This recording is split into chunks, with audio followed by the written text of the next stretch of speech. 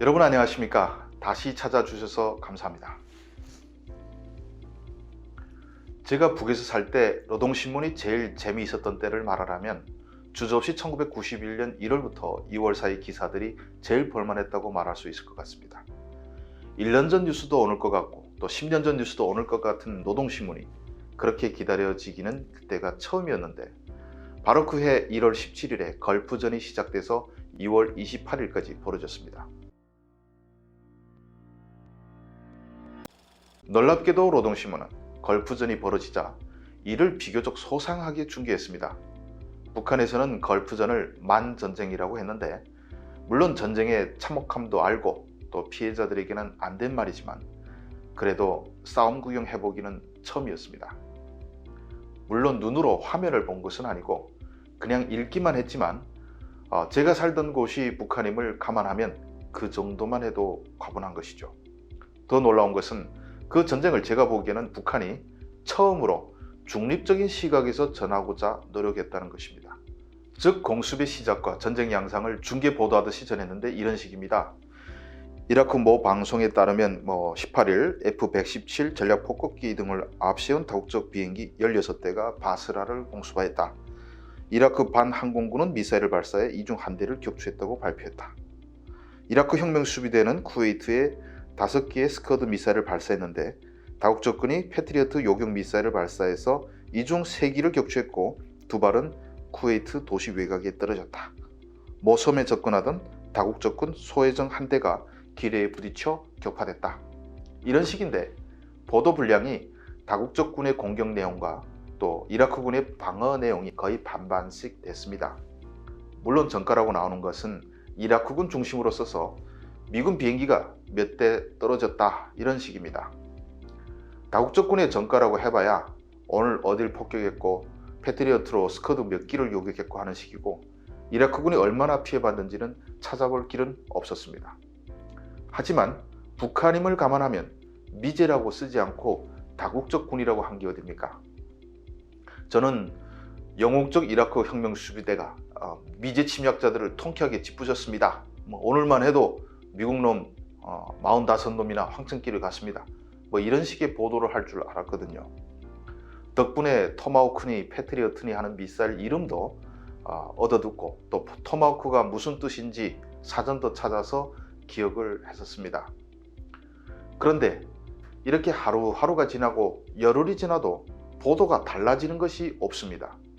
전쟁이라면 막 돌격하고 또 방어선을 뚫고 막고 그런 것만 상상했는데 어딜 계속 공습했고 이라크가 스커드 몇 발 쏘고 이런 내용이 반복됐습니다. 그래서 속으로 요즘은 전쟁 왜 이렇게 시시하게 해? 라고 생각했던 것 같습니다. 그러면서도 노동신문이 다국적군 병력과 이라크군 병력까지 비교해주는 바람에 이렇게 쪽수가 비슷하니까 누구도 선뜻 못 들어가는구나 정도로 짐작했죠. 한 달 넘게 공습 보도에 지루해지던 차에 2월 24일 지상전이 시작됐답니다. 교전이 벌어졌다는 소식을 보고 이제야 정식 시작되네 이러면서 다음날 신문을 펼쳤는데 이게 웬일입니까? 어제 보도한 분량의 절반만 나옵니다. 싸움이 벌어졌으면 더 크게 써야 하는데 어디서 격전이 벌어졌다는 것만 전하니 그것만 봐서는 알 수가 없었습니다. 또 다음날 보니 이번에는 더 작게 보도됐는데 혁명수비대가 여전히 완강하게 저항하고 있답니다. 이상하네 이러고 있는데 나흘쯤 지나니까 놀랍게도 노동신문에서 걸프전 뉴스가 사라졌습니다. 지상전이 시작됐다는데 나흘 만에 보도가 없어진 것입니다. 저는 아무리 생각해도 이라크군 50만 대군이 나흘 만에 없어진 것 같지는 않고 분명 다시 소강 상태에 들어간 줄로 생각했습니다. 하지만 며칠 동안 걸프전 뉴스가 사라지니 그때야 비로소 이라크가 정말 졌냐? 이런 생각이 들었는데 도저히 믿어지지 않았습니다. 50만 대군에 탱크도 수천 대나 있다고 했는데 갑자기 사라졌다는 걸 믿지 못했죠. 나중에 서울에 와서 찾아보니까 걸프전은 지상전이 4일 4시간, 그러니까 불과 100시간 안에 끝났다고 하네요. 그리고 몇 달 뒤 북한군 각 부대들의 총참모부 지시가 연거푸 하달되기 시작했습니다. 기억되는 지시는 갱도를 많이 만들고 입구 문에 적의 레이더 탐지를 교란시키기 위해서 원뿔을 만들어 붙이라는 것이었습니다. 사방에서 발파 소리가 울리고 텅 빈 굴들이 곳곳에 만들어졌죠. 그리고 또 하나의 지시는 가짜 무기를 많이 만들어내라는 것인데, 군인들이 용접기를 구하기 위해 이리저리 뛰어다녔고 공장들의 가짜 포를 만들어내라는 지시가 떨어졌습니다. 가짜를 많이 만들어야 적들이 진짜를 구분 못하고 허튼 곳에 폭격한다는 것인데, 결과 우리가 덤이라고 부르는 가짜 비행기, 탱크 등이 잔뜩 만들어졌습니다. 그런데 이것을 보고 과연 속을까요?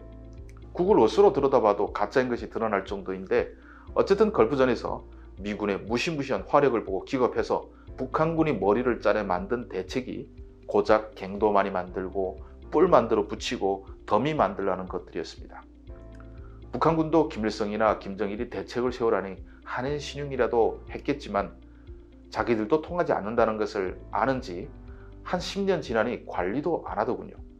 하지만 이걸 고철이나 땔감이라도 썼으면 좋으련만 그 주제에 그래도 군 등록 장비라 다치지도 못하게 했습니다. 북한에 가면 이렇게 방치된 가짜 모형들이 아직도 남아있을 것입니다. 눈물나게 구슬펐던 북한군 과거의 산 증인인 셈입니다. 시청해 주셔서 감사합니다.